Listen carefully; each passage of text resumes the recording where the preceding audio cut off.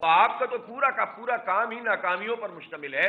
اپنی ناکامیوں کا اعتراف کیجئے بجائے اس کے کہ آپ جو ہے وہ لوگوں کو ڈیٹریکٹ کرنے کی کوشش کریں. میں نے تو شروع میں بھی عرض کیا تھا کہ مرتضی وہاب صاحب کی تو شکل ہوگی، اصل میں تو وہی دھندا چلے گا جو وڈیروں اور جاگیرداروں کا دھندا ہے. آپ کراچی کے لوگوں کو ملازمت نہ دیں، آپ کراچی کے لوگوں کو بنیادی حق نہ دیں، موٹر وہیکل ٹیکس کی مد میں آپ اربوں روپے لیتے رہیں اور سڑکیں ہی بنا کر نہ دیں جس کا ٹیکس وصول کرتے ہیں. پھر کہ الیکٹرک مافیا کی سرپرستی سب لوگ اگر کرنے لگیں، ساری پارٹیاں، تو کہاں جائیں گے لوگ؟ بہرحال ہم نے یہ ریفرینڈم کیا، اس ریفرینڈم میں لوگوں نے بھرپور رائے دی ہے. 99% سے زائد لوگوں کی رائے یہی ہے کہ یہ جتنے مطالبات ہیں یہ بالکل درست ہیں، اس سے لوگ اتفاق کرتے ہیں کہ KMC کے چارجز ختم ہونے چاہیے. الحمدللہ ایک طرف ہماری عوامی جدوجہد جاری تھی اور دوسری طرف عدالت نے اسٹے دیا. کراچی کے لوگوں کو مبارک ہو کہ ان کی بات سنی جانے لگی ہے الحمدللہ. اسی طرح ایک اور بڑی کامیابی کل ہوئی ہے. کل یہ عمران شاہد صاحب ہمارے کہ الیکٹرک کے معاملات کو، جو ہمارا پبلک ایڈ کمیٹی کا سیل ہے، اس کو دیکھتے ہیں اور جماعت اسلامی نیپرا کی ہر ہیئرنگ میں جاتی ہے. حالانکہ ہمیں نیپرا سے کوئی بہت زیادہ توقعات نہیں ہیں، اس کی الگ تفصیلات ہیں، لیکن اس کے باوجود ہم ریپرزینٹ کرتے ہیں کراچی کے 3 کروڑ سے زائد عوام کو. کوئی پارٹی نہیں آتی. اور وہاں پر جب بجلی کے بلوں کا معاملہ آیا، فیول ایڈجسٹمنٹ کی بات ہوئی، تو ہم نے کراچی کے لوگوں کا مقدمہ لڑا. اور یہ آپ کا دباؤ ہے کہ الیکٹرک کو پیچھے ہٹنے پہ مجبور ہونا ہوتا ہے. اور کل یہ فیصلہ ہوا کہ فیول ایڈجسٹمنٹ کی مد میں 4.87 روپے پر یونٹ جو ہے وہ مائنس ہوں گے. اور جو اگلا بل آئے گا ستمبر کا، اکتوبر میں جو آئے گا، اگست کے مہینوں میں یہ آپ ہمیں ملی ہے کہ یہ 4.87 روپے اس کو مائنس کیے گئے فیول ایڈجسٹمنٹ کے، اور اس کے نتیجے میں ہمارے بلوں میں کمی ہوگی. تو اکتوبر کے بلوں میں ہمیں ریلیف ملے گا، اس لیے کہ یہ اگست کے بل میں یہ کمی کی گئی ہے جو اکتوبر کے بل میں لگ کر آئیں گے. تو یہ بہت بڑی کامیابی ہے کراچی کے لوگوں کی، جو جماعت اسلامی ان کے لیے جد و جہد کر رہی ہے. اگر ہم آواز نہ اٹھائیں تو یہ ہمیں مزید برباد کرتے رہیں. تو یہ 2 بڑی کامیابیاں اس بات کا اعلان کرتی ہیں کہ اگر لوگ میدان میں نکلیں، اپنی رائے کا اظہار کریں، پولیٹیکل پارٹیز عوام کی ترجمانی کریں، اپنے ذاتی مفادات سے اٹھ کر کام کریں، تو اس کے نتیجے میں سنوائی ہوتی ہے، بات آگے بڑھتی ہے. تو کہ الیکٹرک کے حوالے سے یہ 2 چیزیں ہیں، لیکن اب بھی بے شمار چیزیں ایسی ہیں کہ جو اس وقت بھی پینڈنگ ہیں. جماعت اسلامی نے اس بات کا فیصلہ کیا ہے کہ وہ تمام چیزیں جس پہ نیپرا فالو اپ نہیں کر رہا. نیپرا کا ادارہ ایک اسٹیٹ ادارہ ہے، ریاستی ادارہ ہے، جس کی ذمہ داری ہے کہ وہ عوام کا تحفظ کرے. لیکن اگر وہ عوام کے تحفظ میں ناکام ہو گیا ہے اور جو کیسز ہوتے ہیں اس پہ اسٹے میں چلی جاتی ہے کہ الیکٹرک، اور وہ پینڈنگ ہو جاتے ہیں عوام کے مفادات، جماعت اسلامی نے فیصلہ کیا ہے کہ ایک ایک چیز پر ہم عدالت میں جائیں گے انشاءاللہ. مثلا کلاب ایک کی مت کے تقریباً 50 ارب روپے ہیں جو کراچی کے عوام کو بلوں میں لگ کر واپس آنے چاہیے، اور اس پر اسٹے میں چلے گیا ہے کہ الیکٹرک. نیپرا اس کا فالو اپ نہیں کر رہا، جماعت اسلامی اس کا فالو اپ کرے گی انشاءاللہ. ہم اسٹے کو ختم کروائیں گے اور یہ پیسے ہمیں واپس ملنے چاہیے. یہ اس پر ایگریمنٹ ہے کہ ایک خاص سطح پر جب ان کو پروفٹ ہوگا تو اس میں عوام کو شریک کریں گے. یہ رقم ایک بہت بڑی رقم ہے، اس سے لوگوں کو ریلیف ملے گا. کوئی نہیں لڑ رہا ان کا مقدمہ، ہم لڑیں گے انشاءاللہ. عدالتوں میں بھی لڑیں گے، سڑکوں پہ بھی لڑیں گے، احتجاج بھی کریں گے. اور یہی وہ ماڈل ہے جس کے نتیجے میں لوگوں کو ریلیف ملتا ہے. اسی لیے کراچی کے عوام میں جماعت اسلامی ہر گزرتے دن کے ساتھ مقبول بھی ہو رہی ہے، اور لوگ یہ چاہتے ہیں کہ فوری طور پر بلدیاتی الیکشن ہو اور ہم ووٹ کاسٹ کریں. اسی طرح بلدیاتی الیکشن کے حوالے سے میں یہ کہنا چاہتا ہوں کہ اس کا جو 23 اکتوبر ڈیٹ فکس ہوئی ہے، ہم نے تو الیکشن کمیشن سے کہا تھا کہ 16 اکتوبر اس کو کیا جائے. اور جو ضمنی انتخاب ہیں جس کا کوئی فائدہ نہ پاکستان کو ہے نہ کراچی کے عوام کو ہے، بے رنگ بے بو بے ذائقہ قسم کے ضمنی انتخاب جس میں لڑنے والوں کو بھی نہیں پتا کہ وہ حلف اٹھائیں گے کہ نہیں اٹھائیں گے جیت گئے تو، اور کرانے والوں کو بھی نہیں پتا کہ اس کا کیا فائدہ ہوگا. ویسے تو اس مسئلے کو ایڈریس ہونا چاہیے کہ ایگزسٹنگ اگر کوئی آدمی کسی اسمبلی کے اندر موجود ہے تو اسی اسمبلی کی کئی سیٹوں کے اوپر اگر الیکشن میں پارٹیسپیٹ کرتا ہے تو یہ جمہوریت کے اعتبار سے، انتخابات کے قوانین کے اعتبار سے، اس کی روح کے اعتبار سے، پارلیمنٹ کی جو پوری اسپرٹ ہے اس کے اعتبار سے یہ کوئی بات جو ہے وہ سمجھ میں آنے والی ہے بھی کہ نہیں ہے. اور اس کے نتیجے میں جو انتخابات میں اخراجات ہوں گے وہ اخراجات تو عوام کے ٹیکسوں سے پورے ہوتے ہیں، کسی کی جیب سے تو نہیں جاتے.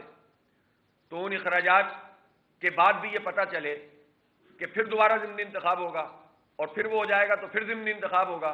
تو ایسے ضمنی انتخابوں کے حوالے سے الیکشن کمیشن کو بھی اپنی رائے دینی چاہیے. چیف الیکشن کمشنر کا یہ کام ہے کہ وہ وضاحت کریں قوم کے سامنے کہ اس طرح کا ضمنی انتخاب جس میں ایک کینڈیڈیٹ جس کی ابھی ممبرشپ وہ 7-8 ضمنی انتخابوں میں، یعنی قومی انتخاب میں اگر کوئی پارٹی لیڈر 4 جگہ سے لڑے 5 جگہ سے لڑے تو بات سمجھ میں آتی ہے. اگر ضمنی انتخاب میں کوئی آدمی ایک سے زائد جگہ پہ لڑ رہا ہے تو اس کا مطلب ہے کہ باقی مزید پہ پھر ضمنی انتخاب ہوگا اور پھر وہ اس پہ اگر لڑے گا تو اس پہ مزید ضمنی انتخاب ہوگا. تو آپ یہ بتائیں کہ یہ کتنا قانونی بات ہے. تو اس پر چیف الیکشن کمشنر کو اپنی رائے دینی چاہیے، وضاحت کرنی چاہیے اور اس کے مطابق عمل کرنا چاہیے. بہرحال ہمارا یہ کنسرن نہیں ہے. ہمارا کنسرن یہ ہے کہ کراچی میں بلدیاتی انتخاب ہونا چاہیے اور ایسے موقع پر ہونا چاہیے کہ جب لوگوں کی رائے کا زیادہ سے زیادہ حصہ ہم لینے میں کامیاب ہوں. اتنے طویل عرصے بعد تو الیکشن ہو رہے ہیں. ہم نے یہ کہا تھا کہ 23 اکتوبر کو پاکستان انڈیا کا میچ بھی ہے، 1 بجے شروع ہو جائے گا اور لوگوں کی توجہ اس پر ہوتی ہے، تو لہٰذا 16 اکتوبر بہترین ڈیٹ ہے کہ آپ 16 اکتوبر کو کروائیں الیکشن اور ضمنی انتخابوں کو اس کے 1 ماہ بعد لے کر جائیں تاکہ 2 کیمپینز ایک ساتھ نہ چلیں. پہلے ہی لوگوں کی مہم چلا کے جو پولیٹیکل ورکرز ہیں ان کی جان نکل گئی، یہ پیسے اتنے خرچ ہوتے ہیں اور پھر اس کے بعد جو ہے وہ آپ اس طرح سے کریں گے تو لوگ 2 کیمپین چلائیں گے، کنفیوز ہوں گے. تو ضمنی انتخابوں کو اس سے الگ کر کے آگے پھینکا جائے، 1 مہینہ آگے کیا جائے اور بلدیاتی انتخاب چونکہ ہمارے لیے بنیادی طور پر جو ہے وہ اس وقت مسئلہ ہے تو اس کو 16 اکتوبر کو کیا جائے. اسی طرح سے ہم یہ سمجھتے ہیں کہ اس الیکشن کے حوالے سے جتنی بھی ضروریات ہیں ان کو پورا ہونا چاہیے. ROs کے تقرر سے لے کر نیچے تک کے عملے کا یہ الیکشن کمیشن کا کام ہے کہ وہ فول پروف انتظامات کریں اور اس کے نتیجے میں بلدیاتی الیکشن بھرپور طریقے سے جو ہے منعقد ہو سکے. جماعت اسلامی نے اس بات کا فیصلہ کیا ہے کہ جہاں ہم پبلک ایشوز کے اوپر مہم چلا ہی رہے ہیں وہیں ہم 2 اکتوبر سے بلدیاتی الیکشن کے جو نیا فیز ہے اس کے حوالے سے ایک نئی کیمپین کو دوبارہ سے شروع کریں گے اور 2 اکتوبر کو سراج الحق صاحب امیر جماعت اسلامی پاکستان کراچی تشریف لا رہے ہیں. ایک بہت بڑا ورکرز کنونشن ہم کریں گے. اس پورے عرصے میں جن لوگوں نے بھی پارٹیسپیٹ کیا ہے خدمت کے کاموں میں، وہ والنٹیئر بنے ہیں، وہ سارے نوجوان جو ریفرینڈم کرواتے رہے ہیں، جو پبلک ایشوز پر آواز اٹھاتے رہے ہیں اور جو ہماری الیکشن کیمپین کے اندر ہمارے والنٹیئر بنے ہیں، ان سب کو ہم بلا رہے ہیں اور انشاءاللہ تعالی نیو امیجینا روڈ پر ایک بہت تاریخی ورکرز کنونشن ہوگا جو انشاءاللہ مجھے امید ہے کہ ورکرز کنونشن ایک جلسہ عام کی صورت اختیار کر لے گا. امیر جماعت اسلامی پاکستان سراج الحق صاحب اس میں کلیدی خطاب بھی کریں گے اور ہم اس نئے فیز کا بلدیاتی الیکشن کے آغاز کر دیں گے. میں یہ بھی عرض کرنا چاہتا ہوں کہ ان تمام ایشوز پر جو اس وقت موجود ہیں اس میں اسٹریٹ کرائم ایک بہت بڑا مسئلہ ہے. ابھی پرسوں کی بات ہے کہ ایک ریسٹورنٹ کے سامنے کھلے عام لوگوں نے لوٹ مار کی اور وہاں موجود جتنے لوگ بھی تھے ان سے موبائل اور پیسے اور یہ سب چھین کر چلے گئے. اسی طرح نوجوان قتل ہوئے ہیں پچھلے عرصے میں. اسی طرح سے عام طور پر موٹر سائیکلیں چھن رہی ہیں، موبائل اسنیچنگ ہو رہی ہے اور ہمیں وہ اقدامات نظر نہیں آ رہے جو پولیس اور رینجرز کی طرف سے ہونے چاہیے. حکومت نے تو بس ایک ہی بات پکڑ لی ہے کہ ہم سیلاب زدگان کی خدمت کر رہے ہیں. وہ خدمت بھی سب کو معلوم ہے کہ وہ کیا کر رہے ہیں. اگر یہ NGOs ہٹ جائیں تو ان کو تو کوئی ریلیف کا کام حکومت فراہم نہیں کر رہی ہے. باتیں تو اچھی کرتے ہیں.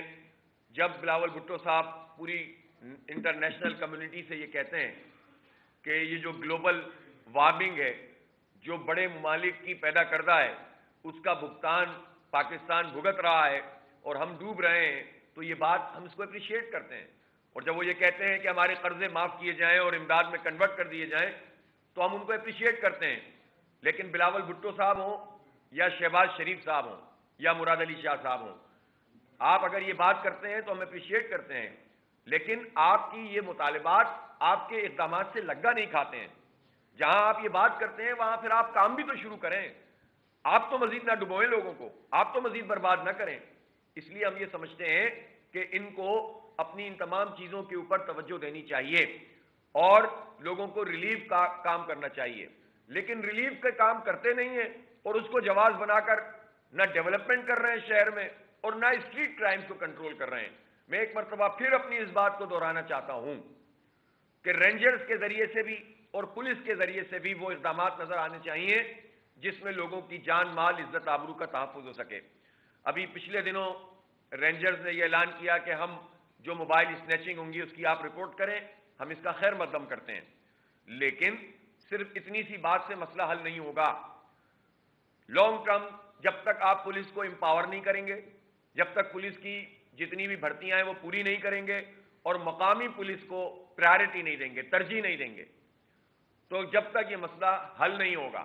مقامی پولیس کا مطلب یہ ہوتا ہے کہ جس شہر کے رہنے والی لوگ ہوں ان کو ترجیح دی جائے اس کے پولیس کے نظام میں۔ اس کا قطعاً مطلب کوئی زبان نہیں ہوتا، یہ بات کو دوسرے رخ پہ لے جا کر چیزوں کو خراب کرتے ہیں۔ کراچی میں پرماننٹ ریزیڈنٹ چاہے مہاجر ہوں، سندھی ہوں یا کسی زبان کے بولنے والے ہوں، پختون ہوں، بلوچ ہوں، پنجابی ہوں، کوئی بھی زبان بولنے والے ہوں، ان کو ترجیح ملنی چاہیے، اور 70 سے 80% جو افسران ہیں وہ مقامی ہونے چاہیے۔ اسی طرح سے جیکب آباد میں ہونا چاہیے، اسی طرح سے حیدرآباد میں ہونا چاہیے، اسی طرح سکھر اور لاڑکانہ میں ہونا چاہیے، بجائے اس کے کہ آپ اس جائز بات کے اوپر عمل کریں۔ آپ برا مان جاتے ہیں کیونکہ دماغوں کے اندر تعصب بھرا ہوا ہوتا ہے، اور چونکہ آپ کے ایکشن انہی بنیادوں پر ہوتے ہیں، آپ سوچتے بھی تعصب پر ہیں اور عمل بھی لسانیت کی بنیاد پہ کرتے ہیں، تو آپ کو تکلیف زیادہ ہوتی ہے۔ ہم نہ لسانیت کی بات کر رہے ہیں، نہ لوگوں کو تقسیم کرنے کی بات کر رہے ہیں، ہم میرٹ کی بات کر رہے ہیں۔ تو جہاں رینجرز کو وہ اختیارات ملنے چاہیے جس کے نتیجے میں ہماری جان مال عزت آبرو کا تحفظ ہو، وہیں رینجرز کو یہ بھی جواب دینا چاہیے کہ ان کی باؤنڈری کہاں تک ہے۔ ایک عام آدمی جس کو قتل کیا جا رہا ہے کہ کوئی چیز چھینتے ہوئے، تو اس کے بعد یہ سوال نہیں ہوتا کہ اسٹریٹ کرائم آپ کی ڈومین میں آتے ہیں کہ نہیں آتے۔ اس پر حکومت کو کوئی رول ادا کرنا ہوگا اور ساتھ ساتھ پولیس کو با اختیار بھی بنانا ہوگا اور اپنی سیاسی گندگیوں سے پاک بھی کرنا ہوگا اور پروٹوکول سے بھی ہٹانا ہوگا۔ 37,000 اگر پولیس اہلکار ہیں تو ان میں سے تقریباً 8-10 ہزار تو وزیروں کے، مشیروں کے، ایم این ایز کے، ایم پی ایز کے، سیکریٹریز کے اور خود پولیس کے بڑے افسران کے پروٹوکول میں بیگمات کو جو ہے وہ لانا لے جانا پولیس والوں اور موبائلوں کی ذمہ داری ہوتی ہے۔ تو پھر کہاں سے یہ لا اینڈ آرڈر کو کنٹرول کر سکیں؟ اور پھر اس کے بعد مقامی لوگ بھی نہیں ہوتے جو چیزوں کو ٹھیک طریقے سے ہینڈل کر سکیں۔ پھر رشوت اور کرپشن کا بازار ہے جو نیچے سے لے کر اوپر تک چل رہا ہوتا ہے۔ تو ان تمام چیزوں کو ایڈریس کرنا ہوگا۔ میں چاہتا ہوں کہ سندھ حکومت اس پر اپنا دل بڑا کرے اور اسٹریٹ کرائم کے مسئلے پر، کراچی کی ڈیولپمنٹ کے مسئلے پر اور بھی جو کور ایشوز ہیں سیلاب زدگان کے مسئلے پر، ان کو آل پارٹیز کرنی چاہیے، سب کو بٹھانا چاہیے، سب کی سننی چاہیے، اپنی کارکردگی بتانی چاہیے، اپنی نالائقیوں کو قبول کرنا چاہیے تاکہ بات آگے بڑھ سکے۔ کب تک یہ سلسلہ چلتا رہے گا؟ اس لیے اسٹریٹ کرائم کا یہ مسئلہ بہت اہم ہے۔ سب غیر محفوظ اپنے آپ کو سمجھتے ہیں۔ اس شہر کا کیا بنے گا اگر یہاں پر تمام خواتین اور نوجوان اور بزرگ یہ اپنے آپ کو غیر محفوظ سمجھنے لگے تو ہم کس طرح سے زندگی گزار سکتے ہیں؟ حکومت کو یہ کام کرنا ہوگا، یہ اس کی ذمہ داری ہے۔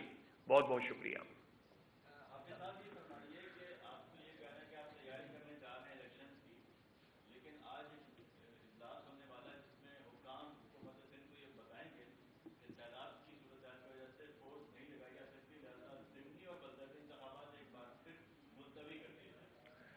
حکام میں کون ہے؟ حکام سے کیا مراد ہے آپ کی؟ ذرا سوال۔ صوبائی حکام تو چاہتے ہی نہیں ہیں، وہ تو چاہتے ہیں ہم موجود رہیں، سارے لوٹ مار کرتے رہیں۔ یعنی 2 مہینے پہلے تو سیلاب نہیں تھا نا، تو 2020 میں جو الیکشن ڈیو ہے وہ 2022 تک کیوں نہیں ہو رہا تھا؟ اس بات کا جواب تو مراد علی شاہ دیں، ناصر شاہ صاحب دیں، سعید غنی صاحب دیں، مرتضیٰ وہاب صاحب دیں، بلاول بھٹو زرداری دیں، آصف علی زرداری دیں، ان کی بہن فریال تالپور دیں، سب بتائیں یہ بات کہ یہ الیکشن کیوں نہیں کیے گئے۔ اس کا مطلب ہے آپ کرانا نہیں چاہتے، آپ قبضہ کرنا چاہتے ہیں اور تمام چیزیں اپنے ہاتھ میں رکھ کر جو کچھ کرپشن اور لوٹ مار ہے وہ کرنا چاہتے ہیں۔ تو اس لیے یہ جواز بنا کر چیزوں کو ڈیلے کرنا، کب تک بھاگیں گے؟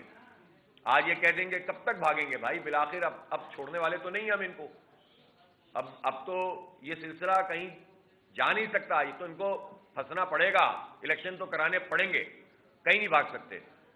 میں سمجھتا ہوں کہ پاکستان رینجرز اور پولیس اس کو بھی صحیح رپورٹنگ کرنی چاہیے۔ جب پوچھا جاتا ہے مجھے پتہ چلا کہ رینجرز کے نام سے یہ بات چلائی حکومت نے کہ رینجرز نے بھی منع کر دیا تھا پچھلے جب الیکشن کو انہوں نے پوسٹ پون کیا ہے کہ ہم نہیں کرا سکتے. ہم نے جب رینجرز کے اعلیٰ حکام سے رابطہ کیا تو انہوں نے کہا کہ ہم پوری ذمہ داری سے آپ سے کہتے ہیں کہ ہمارا نام استعمال کر کے کوئی الیکشن کو پوسٹ پون نہ کرے. ڈی جی رینجر صاحب نے ہم سے یہ کہا تھا. اور ہمارے لیے کوئی مسئلہ نہیں ہے، آپ الیکشن کرائیں، ہماری طرف سے کوئی پرابلم نہیں ہے. تو یہ حکومت پلے نہ کرے اداروں کے ساتھ. ان کا ایک کام ہے کہ وہ الیکشن کرائے، اور الیکشن کے خلاف اگر وہ اس طرح کی باتیں کرتے ہیں، ہم نے خط لکھا تھا، ہم شکریہ ادا کرتے ہیں الیکشن کمیشن کا، اس نے نوٹس لیا کہ اس طرح کی باتیں نہیں کرنی چاہیے وزیر اعلیٰ سندھ کو، اور الیکشن اپنے وقت پر ہوں گے. تو بہرحال یہ جتنا بھی بھاگیں گے ہم پیچھے پیچھے ان کے آئیں گے. اب یہ کہیں بھاگ نہیں سکتے، اب انہیں حق دینا پڑے گا.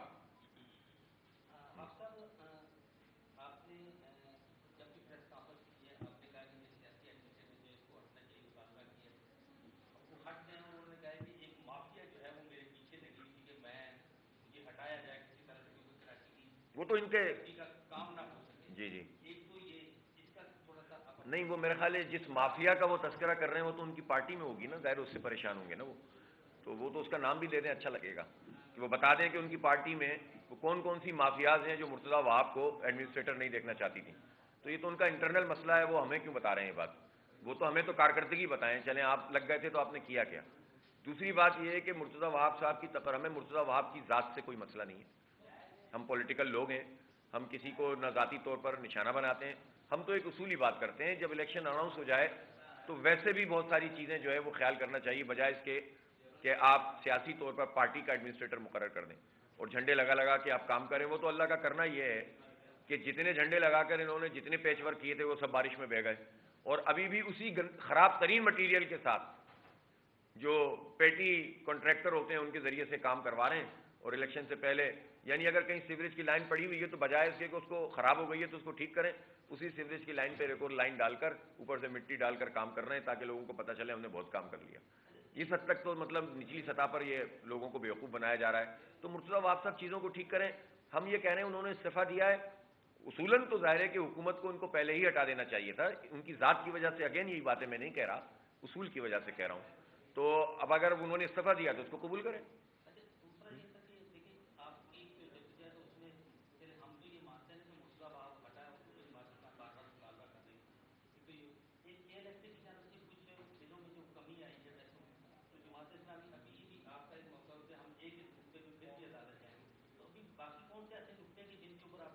دیکھیں میں نے آپ کو بتایا نا کہ ابھی بہت سارے مسائل باقی ہیں. ایک تو اوور بلنگ خود ایک بہت بڑا پرابلم ہے.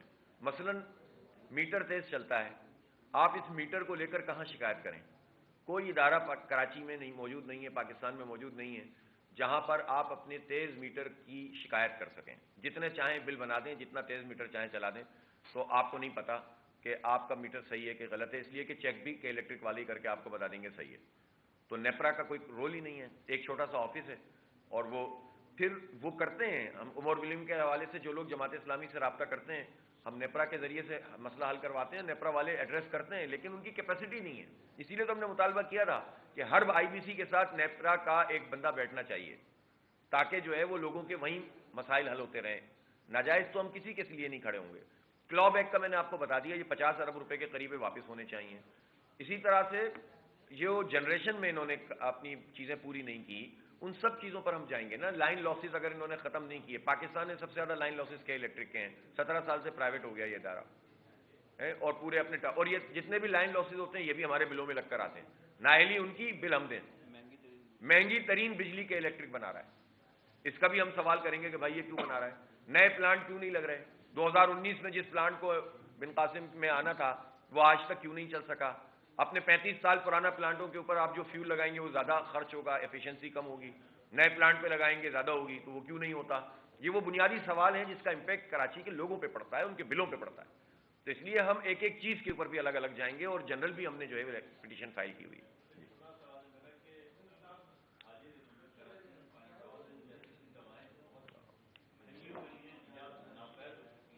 یہ بہت اہم بات ہے اور اچھا ہوا کہ آپ نے متوجہ کیا ہے، میں مس کر گیا تھا. آج یہ ڈریپ کی طرف سے یہ اعلان ہوا ہے جو کہ ہم 100% دواؤں کی قیمت میں اضافہ کریں گے. کسی صورت یہ قابل قبول نہیں ہے. مر رہے ہیں لوگ، دوائیں نہیں مل رہی لوگوں کو. اویلیبلٹی نہ ہونا یہ بھی ایک طریقہ ہے نا. میں پوچھنا چاہتا ہوں، میں نام نہیں لیتا کمپنی کا، جو کمپنی پیناڈول بناتی ہے کیا وہ پورا پروفٹ پیناڈول سے ہی لینا چاہتی ہے؟ وہ بھائی جب آپ 25 طرح کی آپ کی پروڈکٹ ہوتی ہیں اور ان پروڈکٹ کے اوپر آپ 200%، 500% تک بھی منافع لے رہے ہوتے ہیں، تو اگر کسی ایک پروڈکٹ کے اوپر آپ کو کسی وجہ سے پروفٹ کم ہو رہا ہے تو آپ اس پروڈکٹ کو سامنے رکھ کر وہ پروڈکٹ بند کر دیں گے، جو عام طور پر جو ہے وہ ڈینگی کے جیسے مرض کے اندر. تو یہ تو بلیک میلنگ ہے. اس بلیک میلنگ کو بجائے اس کے کہ ایڈریس کیا جائے، حکومت ان لوگوں کے ہاتھوں یرغمال ہوتی ہے. تو اس لیے، اور یہ جو ہے نا اب یہ مافیاز اب بڑھتے چلے جا رہے ہیں. اس لیے ہم یہ سمجھتے ہیں کہ اگر ان لوگوں کو کمپنیوں کے ساتھ پرابلمز ہیں، اگر امپورٹ میں مسئلہ آ رہا ہے، اگر ان کی ڈیوٹیاں بڑھ رہی ہیں تو اس کو ایڈریس کریں نا. عوام کیا کیا کریں گے بھائی؟ بجلی کے بل ادا کریں، چیزوں کی مہنگائی 130 روپے کلو آٹا لیں، آئل کی قیمت کنٹرول میں نہیں آ رہی. اب دوائیں جو عمران خان کے دور حکومت میں 500% اضافہ ہوا ہے دواؤں میں، 500%. اور پھر اس کے بعد رکا نہیں ہے یہ سلسلہ، نون لیگ کی حکومت میں مزید اضافہ ہو رہا ہے، اور اب وہ کہہ رہے ہیں کہ جناب 100% مزید اضافہ ہوگا. کوئی حکومت ہے یہاں پر؟ کوئی ریاست ہے جو عوام کا تحفظ کر سکے؟ تو یہ کہاں سے لیں گے ہم دوائیں؟ اس لیے یہ کسی صورت اضافہ قابل قبول نہیں ہے.